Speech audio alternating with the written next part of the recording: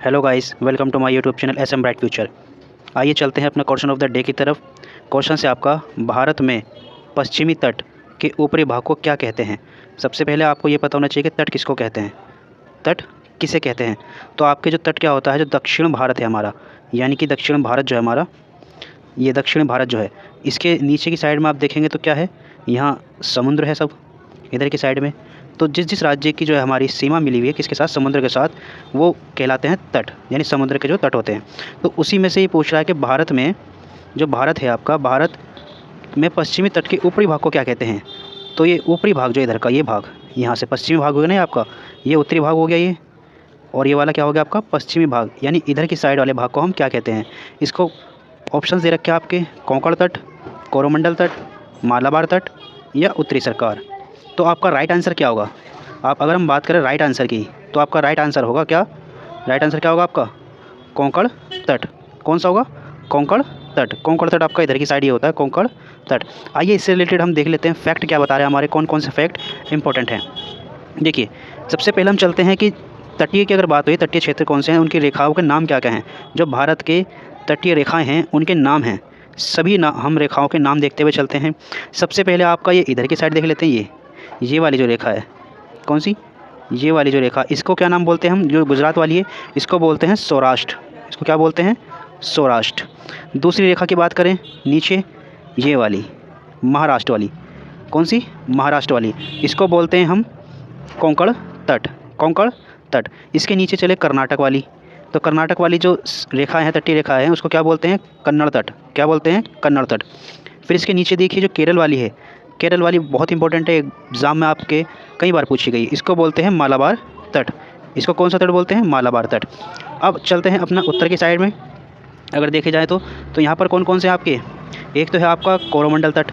ये कहाँ से जा रहा है, ये तमिलनाडु का पूरा जा करके यहाँ पर आंध्र प्रदेश में, आधा आंध्र प्रदेश तक जा रहा है, तो उसको क्या बोलते हैं, कोरोमंडल तट।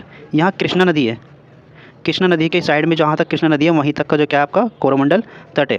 और आगे आंध्र प्रदेश, आधा आंध्र प्रदेश से जो आगे को जा रहा है, जितना भी आगे का स्थान है आंध्र प्रदेश से आगे का, ये यहाँ से यहाँ तक पश्चिम बंगाल तक, तो यहाँ का इसको बोलते हैं उत्तरी सरकार। इसको क्या बोलते हैं, उत्तरी सरकार। इसमें दो राज्यों के स्पेसिफिक अलग भी दे रखे हैं, जबकि उनके कोरोमंडल तट जो है ये तुम्हारा तमिलनाडु और आंध्र प्रदेश दोनों की बाउंड्री को बोलते हैं। अगर मैं आंध्र प्रदेश की खाली बात करूँ तो इसको हम क्या बोलते हैं, इसको बोलते हैं गोलकुंडा। क्या बोलते हैं, गोलकुंडा तट। क्या बोलते हैं, गोलकुंडा तट। और फिर इसके आगे अगर पश्चिम बंगाल की बात करूं मैं, तो पश्चिम बंगाल के जो तट रेखा है इसको क्या बोलते हैं, बंग तट। तो इस तरीके से आपको सभी के सभी जो तटीय रेखाएं हैं उनको जो है याद होना चाहिए। वेरी इंपॉर्टेंट है, वेरी इंपॉर्टेंट लगा लीजिए इस पर, क्योंकि एग्ज़ाम के पॉइंट ऑफ व्यू से कई बार ये आपके पूछे गए हैं एग्ज़ाम के अंदर। आइए इससे रिलेटेड और चीज़ें देख लेते हैं कि आपके एग्ज़ाम में क्या क्या पूछी गई हैं। तो देखिए, अब भारतीय तटीय रेखा, जो भारतीय तटीय रेखा से संबंधित महत्वपूर्ण तथ्य क्या हैं। गुजरात की सबसे बड़ी तटीय रेखा है, ये आपके DSSB में पूछा गया है। किस में, DSSB में आपका ये पूछा गया है, कौन सा, ये गुजरात की सबसे बड़ी तटीय रेखा है। जैसा कि मैंने पिछले आपको बताया था कि गुजरात की जो है ये इस तरीके से सबसे बड़ी तटीय रेखा है गुजरात की। उसके बाद में आगे चलते हैं, लौटता मानसून, यानी कि जब हमारा मानसून लौटता है तो सबसे ज़्यादा वर्षा कहाँ करता है। तो अगर हम बात करें लौटते मानसून की, तो लौटता मानसून सबसे ज़्यादा वर्षा कहाँ करता है, कोरोमंडल तट पे करता है। ये आपका DSSB 2017 में पूछा गया था, जो लौटता मानसून है सबसे ज़्यादा वर्षा कहाँ करता है, कोरोमंडल तट पे करता है। अब तीसरा देख लीजिए, काठियावाड़ तट सौराष्ट्र का परिवर्तित नाम है, यानी कि काठियावाड़ जो तट है, जो काठियावाड़ तट है उसको क्या नाम है, सौराष्ट्र। यानी पहले उसको सौराष्ट्र बोला जाता था, लेकिन अब इसको प्रेजेंट में क्या बोला जाता है, काठियावाड़ तट। आई होप कि आपको ये सभी फैक्ट आपको ये समझ में आ गए होंगे, और इनसे रिलेटेड आपके एग्ज़ाम में कई बार क्वेश्चंस बने हैं।